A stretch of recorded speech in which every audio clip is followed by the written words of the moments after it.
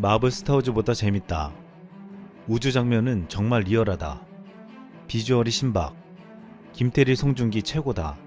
제작비 240억이 든 한국형 SF 블록버스터 영화 승리호가 2월 5일 공개되자 난리가 났습니다. 7일 스트리밍 영화 콘텐츠 순위 집계 사이트 플릭스 페트롤은 지난 6일 승리호가 한국을 비롯해 불가리아, 크로아티아, 핀란드, 프랑스, 말레이시아, 필리핀 등 16개국에서 넷플릭스 영화 파트 1위에 오른 소식을 전했습니다. 그리고 공개 이틀 만에 총 28개국에서 1위를 차지하는 기염을 토했습니다. 승리호는 비록 코로나 때문에 극장 상영을 포기했지만 넷플릭스를 통해 190여 개국에 공개되며 전세계 주목을 받고 있는 것입니다. 영화 승리호는 할리우드의 전유물이었던 우주 SF 장르를 한국인의 따뜻한 정, 재치 등 한국적 정서를 결합시켜 독특한 이야기와 캐릭터로 완성했습니다. 무엇보다 승리호는 독보적인 세계관을 창조한 조성희 감독의 창의력과 천여 명의 국내 VFX 전문가가 참여해 현실감 넘치는 우주를 구현한 한국 기술력의 정수를 보여주었다는 평가를 받았습니다. 특히 그동안 우주를 배경으로 하는 SF물은 헐리우드 전유물로만 여겨져 왔지만 승리호는 우주 배경, 로봇, 우주 전투 장면까지 국산 CG 기술이 어디까지 올라왔는지 확인시켜 주었습니다. 또한 미국 헐리우드에서 SF 영화 제작비가 1000억 원대에 이르는 전과 비교해 이것은 한국형 가성비 CG라고 칭송받으며 전세계 팬들과 관계자들을 놀라게 했습니다. 해외에서는 한국인은 역시 손기술이라며 영화 속 컴퓨터 그래픽에 대해서 극찬했습니다. 이 때문에 넷플릭스에서 K-좀비에 이어 KSF도 통했다는 평가까지 나오고 있습니다. 해외 네티즌들은 넷플릭스를 통해 승리호를 보면서 이같이 놀라운 반응을 나타냈습니다. 이런 종류의 한국 영화는 한 번도 못 봤어. 그래픽도 꽤 괜찮은걸? 흥미로운데. 한국은 지금 이런 영화를 만들고 있어. 할리우드는 이제 끝났어. 한국인들이 새로운 스탠다드를 만들고 있어. 분명 대박 날 것 같아. 2100만 달러 예산으로 만든 영화라니 믿어지지가 않는다. 흠이 없어 보이는데. 한국 제작사들은 몇 년 동안 엄청나게 발전해서 이제 미국 제작사들이랑 경쟁하고 있어. 비슷한 주제로 2억 달러 이상의 예산을 쓰는 할리우드랑 비교했을 때 2천만 달러 예산치고는 와우, CG가 정말 훌륭하네. 같은 예산이 주어진다면 한국인들은 무엇을 할 수 있을까 궁금해진다. 오, 이거 완전 쩐다. 나 요즘 한국 영화들 계속 보는데 다 장난이 아니야. 엄청 재밌어. 한국이 이렇게 SF물에서까지 호평과 큰 기대를 받자 지난주 여러 커뮤니티에서 이상한 말들이 떠돌았습니다. 승리호 영화 CG가 한국 기술이 전혀 아니라 중국 홍황그룹 자본의 중국 CG로 만들었다는 것입니다. 그럼에도 우리나라가 300억 정도로 이 정도를 만들었다고 분위기를 잡고 있다고 비판했습니다. 하지만 이 같은 중국 내 주장은 거짓이었습니다. 승리호 CG는 덱스터 스튜디오와 위지익 스튜디오를 비롯한 국내 8개 업체가 담당한 것이었습니다. 너무 작업량이 많아 일부 작은 양을 중국에 외주를 줬는데 이를 두고 중국이 만든 것이라고 우기고 있는 것입니다. 실제로는 반대로 중국 영화에서 한국의 CG 제작 기업들에게 손을 내밀고 있습니다. 2019년 2월 중국에서 개봉된 중국 SF 영화 유랑지구는 7,800억 원의 매출을 올리며 중국 역대 흥행 2위를 기록했습니다. 여기서 신과 함께 등에서 놀라운 CG 기술을 인정받은 덱스터 스튜디오는 유랑지구 CG에서 30% 정도의 중요한 부분을 만들어 주었습니다. 한국의 CG VFX 기술은 중국 내에서 가성비가 좋다고 인정받고 있습니다. 기술력은 미국 할리우드 수준의 약 80% 정도로 올라왔는데 가격은 그의 최대 5분의 1 수준이기 때문입니다. 따라서 한류보다 적은 예산으로 짧은 시간 내 CG VFX 작업을 진행해야 하는 많은 중국 기업들은 한국 기업들을 찾을 수밖에 없었습니다. 한국이 이렇게 CG 기술력이 높아진 데는 덱스터 스튜디오를 만든 김용하 감독을 빼놓을 수 없습니다. 민녀는 괴로워, 국가대표 등을 만든 김용하 감독은 2011년에 고릴라가 나오는 영화 미스터 골을 계획했습니다. 한국 영화 최초로 100% 컴퓨터 그래픽으로 만들어진 캐릭터를 주인공으로 만들겠다고 했습니다. 김용하 감독은 디지털 고릴라를 CG로 만들기 위해 미국까지 찾아갔으나 500억에서 800억의 비용을 요구하여 그대로 돌아왔습니다. 너무 비싸서 한국 영화가 감당하기 힘든 액수였기 때문입니다. 어쩔 수 없이 당대 우리나라 최고의 슈퍼바이저들을 불러 모았습니다. 무모하지만 우리 힘으로 만들어보자고 했습니다. 덱스터 스튜디오는 시각과 전문가인 정성진 본부장을 포함해 다른 전문가들과 함께 사업을 시작했습니다. 정 본부장은 영화 괴물을 비롯해 최정변기활, 악마를 보았다, 아저씨, 쌍화점, 친절한 금자씨 등 60여 개 영화의 시각효과를 담당한 전문가였습니다. 그는 이번에 승리호의 CG를 지휘하기도 했습니다. 결국 국내 전문가들은 힘을 합쳐 디지털 고릴라를 125억에 만드는 것에 성공했습니다. 당초 예산의 15에서 25%로 만들어내는 것입니다. 하지만 영화는 흥행에 참패했습니다. 그럼에도 헐리우드와 비교해도 손색 없는 CG가 높게 평가받았는데 무엇보다 적은 비용으로 훌륭한 VFX 기술을 구현해낸 것이 큰 박수를 받았습니다. 이를 알아본 투자자들이 덱스터에 투자하기 시작했고 중국 영화들을 수주로 맡아서 CG를 담당하며 기술력을 높였습니다. 한국에서는 CG를 필요로 하는 영화를 많이 만들지 않지만 중국에서는 대규모 CG를 필요로 하는 블록버스터 영화들이 많이 만들어졌습니다. 중국 영화 VFX 제작을 통해 한국 영화에서는 해볼 수 없었던 다양한 기술적인 시도를 하면서 제작 공정을 효율화하고 기술력을 진보시켜 나간 것입니다. 또한 이 기술을 한국 영화에도 그대로 투영했습니다. 2014년 860만 명을 동원한 영화 해적 바다로 간 산적은 주로 바다 위에서 벌어져 대부분은 덱스터에서 만든 3D 컴퓨터 그래픽 화면으로 채웠습니다. 이 영화의 기술을 보고 영화 아바타의 VFX 감독 마크 벤덴베르게는 자연스러운 파도와 노을, 바닷속 고래 등은 유명 할리우드 VFX 업체가 보여줄 수 있는 기술 수준의 95% 이상을 따라잡았다고 평가했습니다. 이 같은 평가의 덱스터는 아시아의 픽사가 될 것이라는 말까지 나왔습니다. 결국 덱스터는 CG 기술을 개발시켜 신과 함께 백두산 등을 만들며 한국 SF 영화의 새로운 시대를 열었습니다. 또한 한국의 CG는 기술력뿐만 아니라 더욱 경쟁력이 있다고 평가받는 부분이 있습니다. 전문가들은 사실 CG 퀄리티가 어떤 수준 이상이 되면 큰 차이를 느끼기 어렵다고 말하고 있습니다. 이 때문에 CG 기술력보다 CG 장면을 관객들이 얼마나 재미있게 느끼느냐가 더 중요하다고 말했습니다. 그런데 한국은 이 드라마적인 측면을 잘 살려 CG를 만들기 때문에 높은 경쟁력을 가진다는 것입니다. 아무런 감흥 없이 현란한 CG가 난무하는 영화가 아닌 호감 가는 캐릭터와 이야기 구조, 그리고 감정의 변화들이 CG 비주얼 위에 얹어졌을 때 CG가 죽인다는 탄성이 나온다는 것입니다. 우리 영화 전문가들은 이런 측면에서 한국 영화의 캐릭터나 스토리, 감정 플레이들이 할리우드 영화보다 몰입도가 높다고 자랑했습니다. 한 해의 네티즌이 앞으로 한국 SF 영화가 할리우드 영화와 경쟁할 것이란 말도 그저 가볍게 하는 말이 아니었습니다. 이번에 넷플릭스에서 공개한 승려호는 또 다른 차원의 문을 열었습니다. 승려는 당초 지난해 여름 개봉 예정이었지만 코로나19 사태로 무기한 연기되었고 어쩔 수 없이 극장 개봉을 포기하고 넷플릭스행을 택했습니다. 제작비 240억 원이 투입된 우주영화를 스크린이 아닌 브라운관에서 봐야 한다는 것은 아쉬울 수밖에 없었지만 넷플릭스는 승려호의 단독 공개 조건으로 제작비의 약 30%의 수익을 더한 310억 원을 제작사에 지급했습니다. 승려는 코로나19로 발길이 뜸해진 극장 개봉으로 인해 입을 수 있는 막대한 피해를 피한 것입니다. 승려의 입장에서는 극장 개봉을 못하는 것은 아쉽지만 넷플릭스로 개봉하며 반전을 꾀하고 있습니다. 어쩌면 넷플릭스라는 플랫폼을 통해서 전세계에 빠르게 KSF를 알릴 수 있는 중요한 기회라는 것입니다. 승려는 현재 190개국에 31개 언어로 시청자들을 만나 폭발적인 반응을 이끌어내고 있습니다. 놀랍게도 지금 전세계에 헐리우드의 전유물이라 불렸던 SF 영화를 한국도 제대로 해낼 수 있다는 것을 각인시켜주고 있습니다. 이상 쓸멍이었습니다. 삼성전자의 오스틴 공장 직원 급파건부터 다뤄보도록 하겠습니다. 아래 주제가 근데 위에 주제랑 거의 엮여 있습니다. 왜냐하면 지금 미국에서 한파로 삼성전자 오스틴 공장이 이제 가동 정지, 전력 공급 중단 사태에 있잖아요.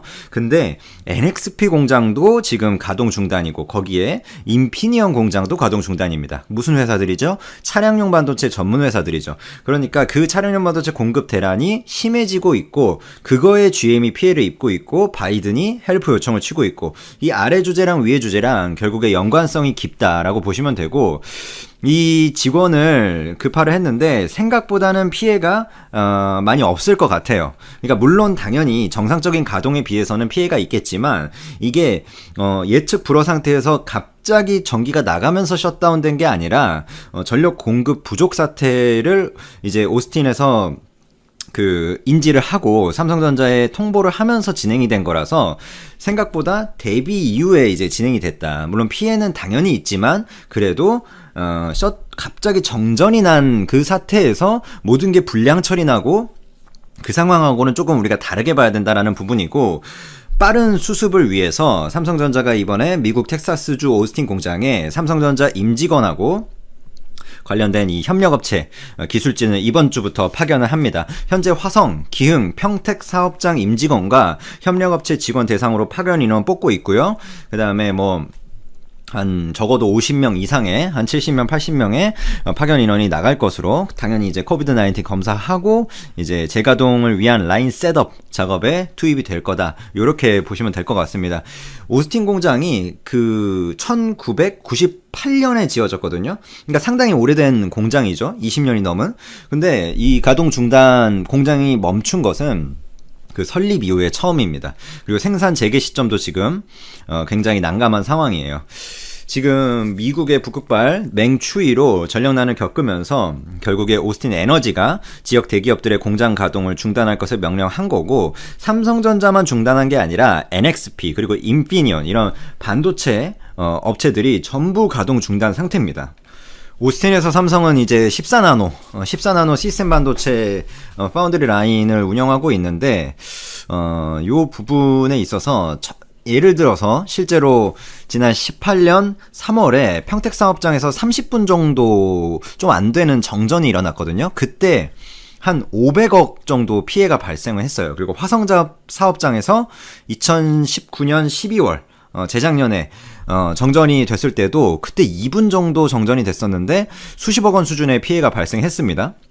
근데 이번에는 갑작스러운 이런 정전 사고가 아니라 대비책을 미리 마련해 놓고 삼성전자가 대비를 한 다음에 이제 전력 공급을 이제 끄는 것이기 때문에 평택 사고 때나 어떤 화성 사업장 사고 때랑은 좀 다르다. 그러나 피해는 있다.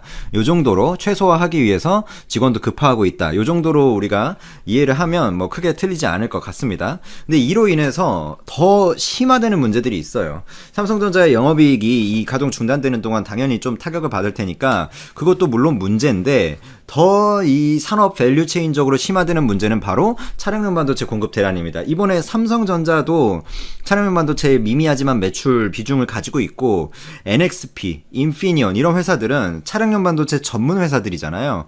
그런 회사들이 지금 반도체 공장 가동을 멈췄어요. 그리고 또 어디 멈췄죠? 일본의 차량용 반도체 또 기업, 대표적인 세계 3위 정도 하는 걸로 알고 있는데 르네사스 공장 지진으로 공장 가동 중단이 됐고, 지금 차량용 반도체 기업만 정말 많은 공장들이 줄줄이 중단이 됐습니다. 물론 그거에 맞춰서 완성차 업체들은 이제 공장 가동 중단이 되고 타격을 받았지만, 그 상황에서 또 하나 여기서 포인트가 백악관 이야기를 하기 전에 포인트가 현대 기아차는 중단을 안 했어요. 요게 또 하나의 포인트입니다. 그래서 원활하게 재고가 남아 있어서 그걸로 공장이 지금 가동이 되고 있다. 뭐 GM이라든지 포드라든지 폭스바겐 산하의 뭐 아우디라든지 다 중단인데, 얼마나 중단했느냐의 차이만 있을 뿐이지 지금 완성차 업체들은 전부 그 라인 중단 상황이거든요. 근데 현대차, 기아차는 아니에요. 현대차, 기아차는 잘 돌아가고 있습니다. 요거는 굉장히 의미 있는 하나의 시그널이라고 우리가 생각이 되고요. 이 기회에 점유율을 우리가 좀 늘려놔야지 어느 정도 전기 자율주행 시대에 이제 도움이 되지 않을까, 이렇게 생각이 듭니다. 그리고 이러한 글로벌리한 차량용 반도체 공급 부족, 이 대란에 백악관이 직접 나섰어요. 네. 이건 굉장히 미국 정부 차원에서 반도체가 부족해가지고 업체한테 직접 연락을 하는 이런 사례는 굉장히 이례적이다라고 볼 수가 있습니다. 미국 백악관이 이 차량용 반도체 부족 문제로, 이 건으로 자동차 생산이 중단되고 이런 문제들이 생기니까, 이게 심각하니까 직접 TSMC와 접촉에 나섰습니다. 이 로이터 통신에서 공식 보도가 나왔죠. 그리고 삼성전자도 공식 이제 접촉을 하고 있어요. 지금 백악관 경제 국가안보 부문의 초고위직 관리들이 반도체가 부족해서 생산에 타격을 입은 자국 반도체 자동차 이제 업계에 지원 사격을 하고 있다라고 볼 수가 있어요. 백악관 관리들이 먼저 세계 최대, 일단 TSMC 먼저 접촉을 하죠. TSMC 접촉을 하고 그 다음에 삼성전자입니다. 그 다음에 엔비디아, AMD라는 지금 요즘에 미국의 팹리스 회사들도 삼성전자로 오히려 콜이 들어가고 있거든요. 왜냐하면 TSMC 라인이 100% 지금 풀캐파에다가 예약이 어마어마하게 밀려 있어요. 삼성전자도 풀캐파죠. 근데 TSMC보다는 그래도 이제 예약이 빨리 잡히니까 애플이 TSMC 라인에서 차지하는 비중이 40%가 넘어요. 그러니까 TSMC는 애플 라인만 해도 자기 풀캐파에 40%를 돌리고 있는 거예요. 그러니까 어마어마한 지금 애플이 양을 차지하고 있기 때문에 삼성전자로 눈을 돌리는 이제 회사들이 많습니다. 그래서 백악관도 그 지금 절차를 밟는 중에 TSMC 먼저 접촉을 했다 보도가 뜬 것이고, 이 브라이언 디스 백악관 국가경제위원장이 이날 왕 메이화 대만 경제부장에게 서한까지 보냈어요. 대만 반도체 업체들과 함께 이 차량용 반도체 부족 문제를 이제 해결을 하자 이러면서, 그리고 노력해준 것에 굉장히 사의를 표한다. 제이크 설리번 국가안보보좌관도 반도체 부족 사태 해결에 동참을 하고 있고, 백악관은 각국 주재 미국 대사관에 주재국 정부와 반도체 기업 대응 방안을 파악하라고 지시를 했습니다. 정부가 최근 이 자동차 그리고 반도체 업체들과 잇따라 미국 정부가 회의를 열고 문제점을 파악하고 협조를 촉구했다라고 이제 백악관 대변인이 말했고, 미래의 반도체 부족 문제 또 더 이어질 수 있기 때문에 추가적인 조치가 필요하다는 점에 대해서 정부가 인식을 하고 있다. 근데 백악관은 이런 문제에 대해서 굉장히 적극적인 것 같아요. 어쨌든 역시 이제 기업이 그 자본주의가 굉장히 활성화된 나라이기 때문에 백악관이 이렇게 팔을 걷어붙이고 나선 게 결국에는 GM입니다. 핵심은 GM이 지금 북미 지역 3개 공장 감산 조치가 3월 중순까지 연장됐고, 그 다음에 한국 부평 2공장 절반 규모로 가동 중이잖아요. 그러면 지금까지 그 추정치만 반도체 부족 사태로 올해 이익에 2조 2천억 원의 피해가 발생할 것이다. 20억 달러 수준이다. 2조가 날라갔어요. GM한테 지금 추정치로 2조가 날라갔습니다. 포드도 반도체 부족 문제로 1분기 생산량이 10%에서 많게는 20%까지 감소로 보고 있고, 이거는 영업이익으로 쳤을 때 1조에서 2.8조, 3조까지 이제 손실이 발생할 수 있다라고 보도가 나왔어요. 이 차량용 반도체 부족 문제는 미국이 정부가 발빠르게 대응을 나선 것뿐이고, 미국의 문제만은 아니죠. 지금 독일, 프랑스 이 글로벌리한 문제입니다. 세계의 자동차 산업 밸류체인에 큰 문제가 생겼다. 이거는 제가 공급 대란 초기부터 이 GM 공장 멈추기 전부터 이 차량용 반도체 부족 문제에 대해서 많이 자주 언급을 드렸었죠. 자주 들으셨을 거예요. 이거 제 거를 많이 들으시는 분들은. 그 자동차 완성차 기업들이 공장을 멈추기 전부터 이거 조금 구조적인 문제가 발생하고 있는 것 같다라고 언급을 드렸었죠. 그때 점점 근데 이게 심해지고 있습니다. 이런 자연재해가 겹치는 게 굉장히 커요. 지금 일본에서 지진이 발생하고 미국에서 한파가 오면서 차량용 반도체 기업 그 공장들이 줄줄이 스탑이 되고 있어요. 줄줄이. 근데 그게 평소에 충분한 어느 정도의 재고 물량을 현대 기아차처럼 확보한 상태에서, 모든 차량 기업들이 확보한 상태에서 반도체 공장에 어떤 문제가 자연재해로 발생하면 좀 기다릴 수 있지만, 지금은 안 그래도 원래 재고가 없는, 원래 이번 연도는 공급 대란이 이건 구조적으로 3분기까지는 이어질 것 같다라는 이야기가 계속 나오는 상황에서, 안 그래도 풀캐파로 해도 부족해서 캐펙스를 논의하고 있고 가격을 올리고 있는 상황에서 생산이 멈췄습니다. 이게 엄청난 일이에요. 지금 차량용 반도체에 있어서는. 이 정도로 마무리하겠습니다. 감사합니다.